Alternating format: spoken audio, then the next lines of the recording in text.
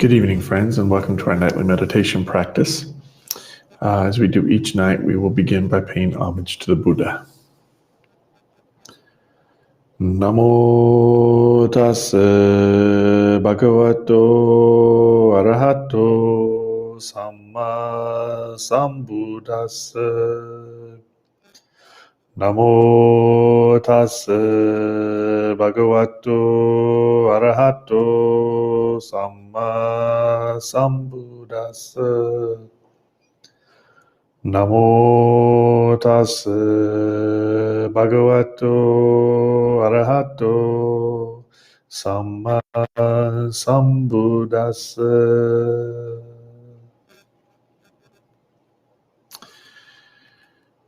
Thank you for joining me tonight for our meditation practice.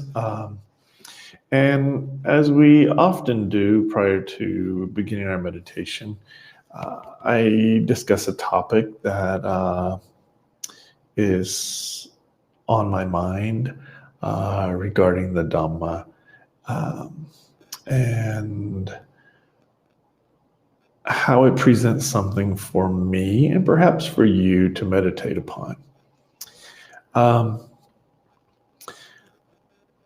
Tomorrow night is my night to teach a Dharma discussion for my Zen group. And as you all know, I have been struggling a little bit with the Perfect Enlightenment Sutra, a course that I'm taking. Primarily because I felt it was so non-Buddhist. And so it gave me the opportunity to begin to study what Zen really is.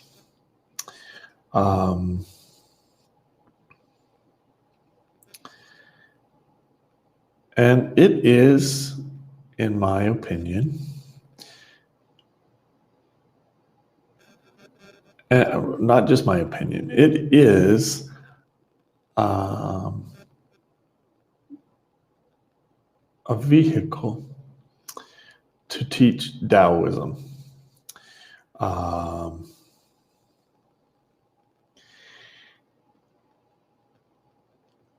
And the Perfect Enlightenment Sutra is that opportunity for the authors at the time to legitimize their Taoist teachings by crafting a Buddhist framework to discuss the Tao.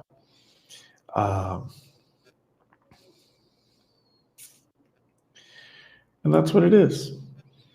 And so, as you're probably also aware, I've been asking myself recently, well, if enlightenment in a Theravada sense is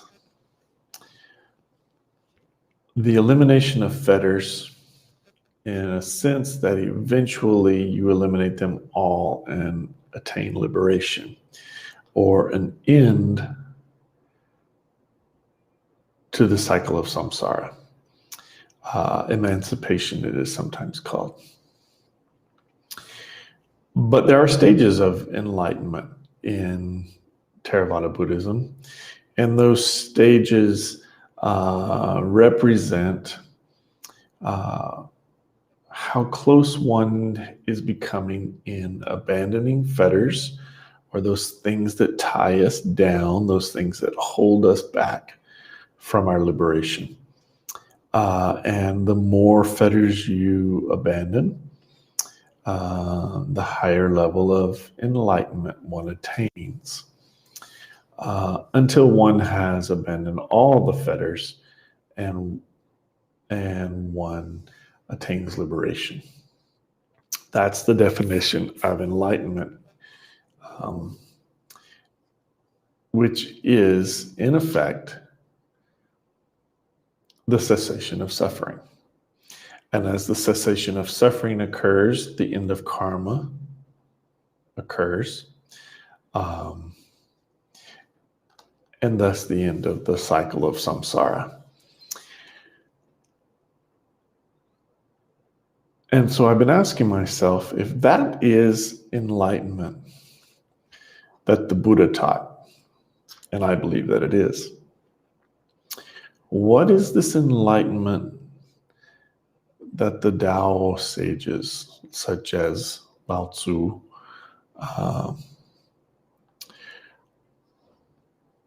and then the Chan masters that followed him, what is that enlightenment?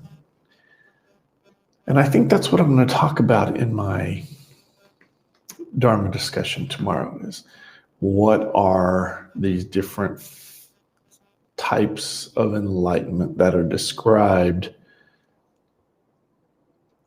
in the Tao Te Ching, or the Tao Te Ching, that have then been incorporated into Zen, i.e. Chan.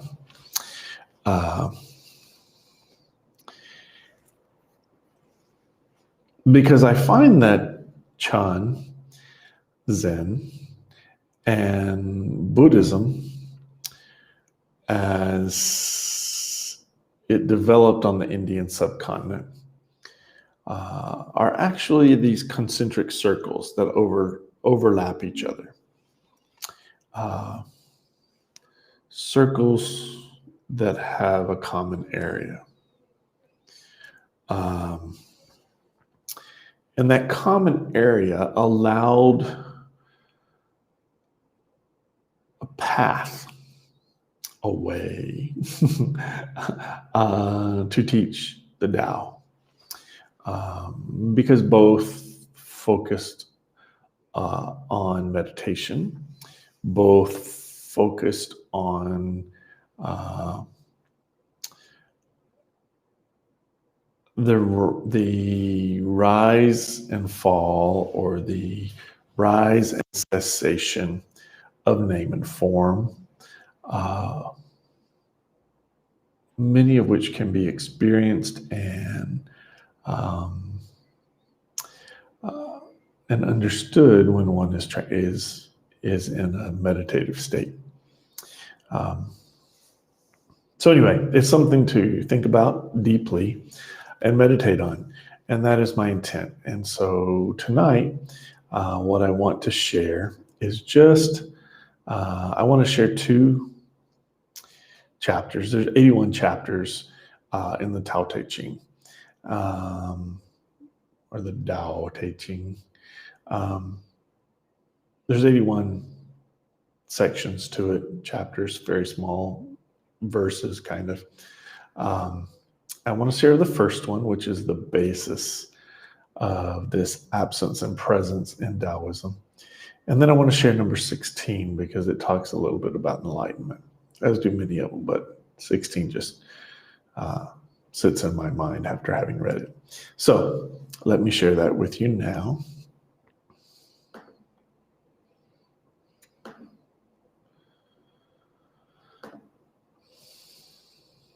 So this is a translation of the Tao Te Ching by David Hinton, who is, I find, to be a very good author and translator from Chinese into English.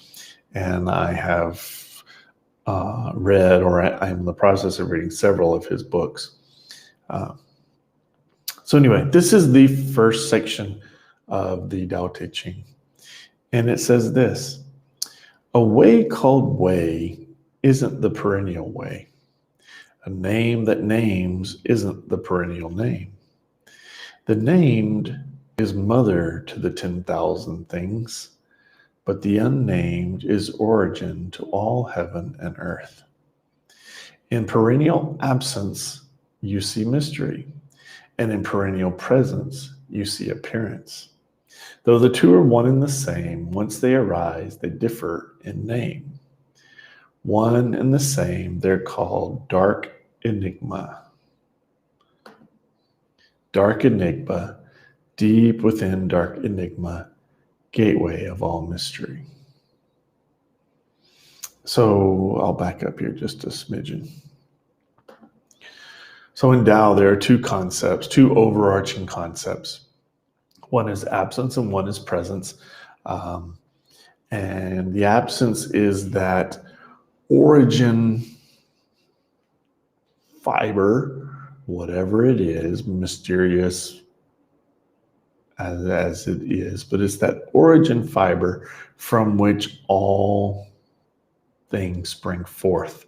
And presence is when those things spring forth from absence into, as they are described, the 10,000 things here.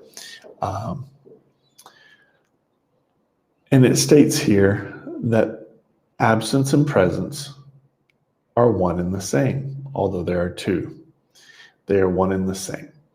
But where did those things come from? And that the author has called dark enigma.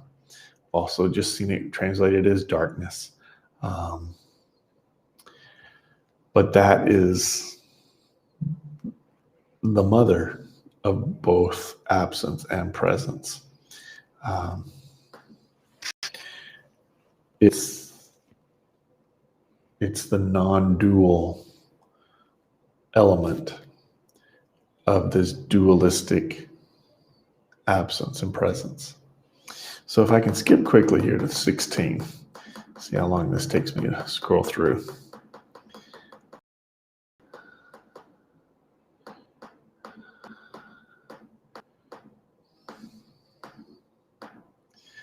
Okay.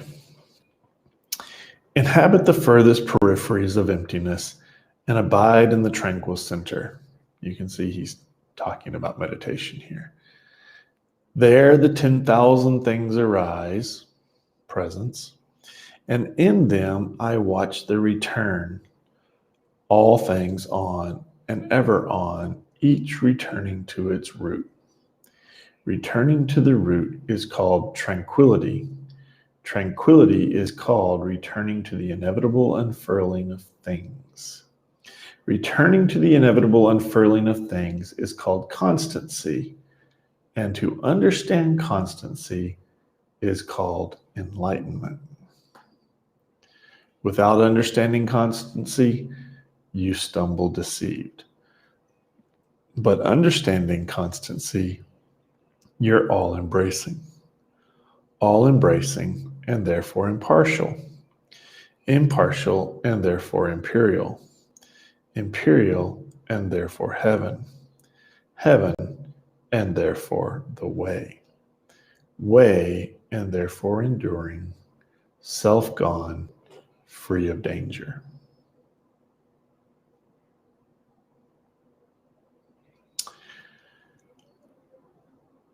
That's something to meditate on. So with that, we will meditate tonight.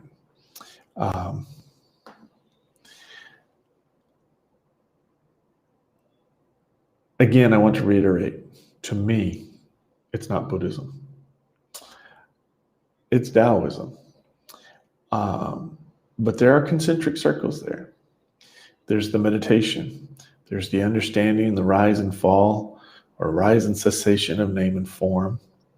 There's the understanding of oneness, or interbeing, inter-are, as Thich Nhat Hanh would call it, although he's a Zen master.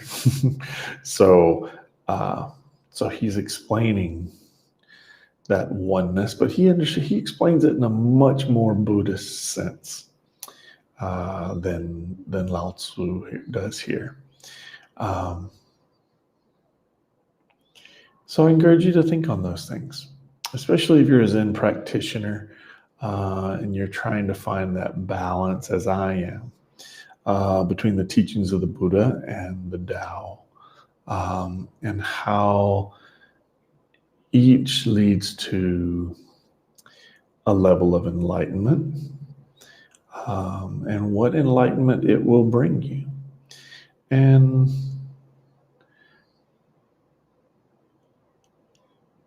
what will help you find that virtue, that te, that helps you lead a happy life, a truly happy life. So with that, we will meditate.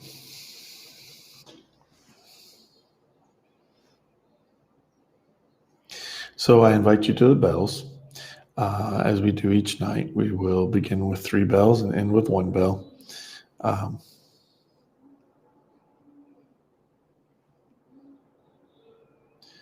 So tonight, I think we're going to do 20 minutes.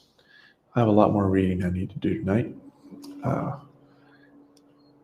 As I contemplate these topics that I want to use for tomorrow's Dharma discussion. So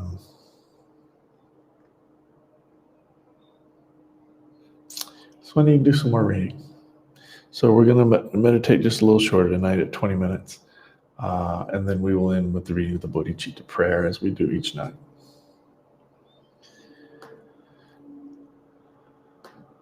So.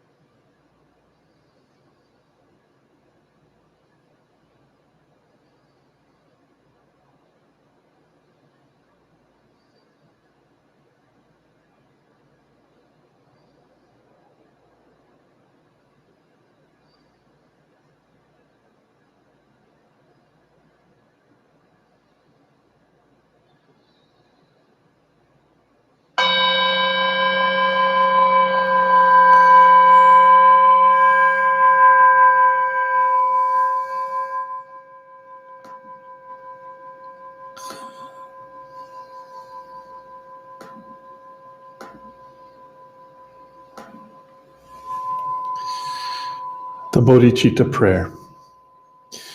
With a wish to free all beings, I shall always go for refuge to the Buddha, Dharma, and Sangha until I reach full enlightenment.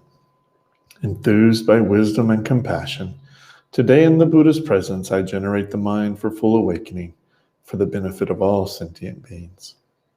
As long as space remains, as long as sentient beings remain, until then may I too remain and dispel the miseries of the world.